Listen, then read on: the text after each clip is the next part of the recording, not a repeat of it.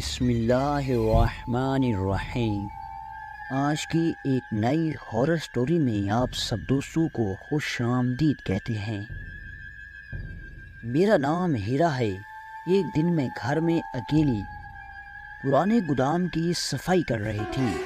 اس گودام میں ہماری بیٹی جو کہ 20 سال پہلے مر گئی تھی، اس کی چیزیں پڑی تھیں۔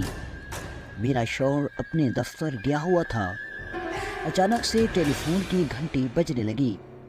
میں دوڑ پڑی اور جا کر ریسیور کو اپنے کان پر لگایا تو اگلی آواز سن کر میرے پیروں تلے زمین نکل گئی۔ میرے دل کی دھڑکن تیز ہو گئی۔ میری آنکھیں سرخ ہو رہی تھیں کیونکہ ریسیور پر آواز کسی اور کی نہیں تھی بلکہ میری بیٹی کی آواز تھی جو کہ آج سے 20 سال پہلے مر چکی تھی۔ میں بہت خوف زدہ ہو گئی۔ مجھے یقین نہیں آ رہا تھا کہ آخر یہ میری بیٹی کی آواز کیسی ہو سکتی ہے۔ میں نے کہا، یہ کیا مذاق ہے؟ تم کون ہو اور میری بیٹی جیسا آواز کیوں نکال رہی ہو؟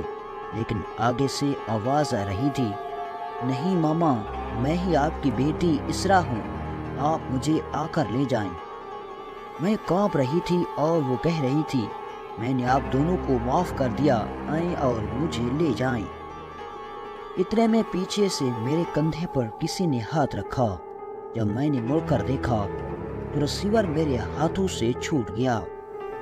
میرے پیچھے اور کوئی نہیں بلکہ میرا اپنا شوہر تھا، جس کے ساتھ مل کر میں نے اپنی سوتیلی بیٹی کو 20 سال پہلے آگ میں جلا کر ایک پرانے خستہ حال اسٹیشن پر جا کر دفن کر دیا تھا۔ میرے شوہر نے مجھے ڈرایا ہوا دیکھا تو مجھ سے پوچھنے لگا، کیا ہوا ہیرا؟ میں نے اس سے کہا، یہ آواز سنو۔ میرے شوہر نے جب ریسیور اپنے کان پر لگایا تو اس کے ہاتھ سے اپنا بیگ چھوٹ گیا۔ وہ بھی سمجھ چکا تھا کہ یہ آواز کسی اور کی نہیں، ہماری اسی بیٹی کی ہے جو آج سے 20 سال پہلے مر چکی ہے، جس کو ہم اپنے ہاتھوں سے اس سنسان اسٹیشن میں دفن کر چکے ہیں۔ ہمیں یقین نہیں آ رہا تھا۔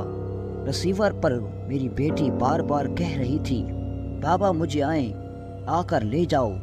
میرے شوہر نے کہا، تم کہاں ہو؟ اس نے کہا، میں ایک اندھیرے والی جگہ پر ہوں، ہر طرف اندھیرا ہی اندھیرا، اور اس اندھیرے میں بڑے بڑے سانپ، بڑے بڑے بچھو موجود ہیں اور خطرناک قسم کے کیڑے مکوڑے ہیں جو مجھے کھا رہے ہیں۔ بابا آئیں، مجھے لے جائیں۔ میرے شوہر نے ریسیور رکھ دیا۔ اگلی شام ہم دونوں میاں بیوی نے اسٹیشن کی طرف پیدل سفر شروع کر دیا۔ دن میں ہم نہیں جا سکتے تھے تاکہ کسی کو ہم پر شک نہ ہو کہ آخر ایک سنسان اسٹیشن پر ہم کیوں جا رہے ہیں۔ جاتے جاتے ہمیں اندھیرا ہو رہا تھا۔ اسٹیشن گھنے درختوں کے درمیان موجود تھا، ارد گرد جنگلات تھا، ہر طرف خوفناک آوازیں آ رہی تھیں۔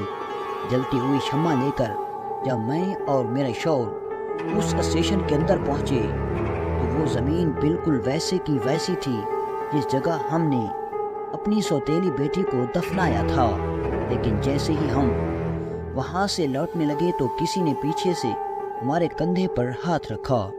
ہم بہت ڈر گئے اور جب میں نے پیچھے مڑ کر دیکھا تو وہ کوئی اور نہیں، ہماری بیٹی تھی، جس کی آنکھیں خون سے زیادہ لال اور اس کی آنکھوں سے خون بہہ رہا تھا، بکھرے ہوئے بال، بڑے بڑے دانت۔ اس نے ہمیں مارنے کے لیے ہم پر حملہ کیا، لیکن ہم دونوں میاں بیوی وہاں سے بھاگ گئے۔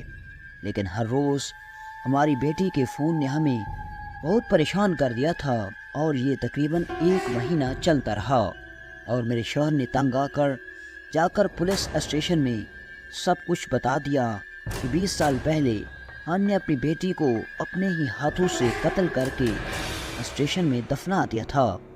ہمیں پھانسی کی سزا سنا گئی اور میں پھانسی پر چڑھنے سے پہلے اپنی یہ خوفناک کہانی آپ کو سنا رہی ہوں۔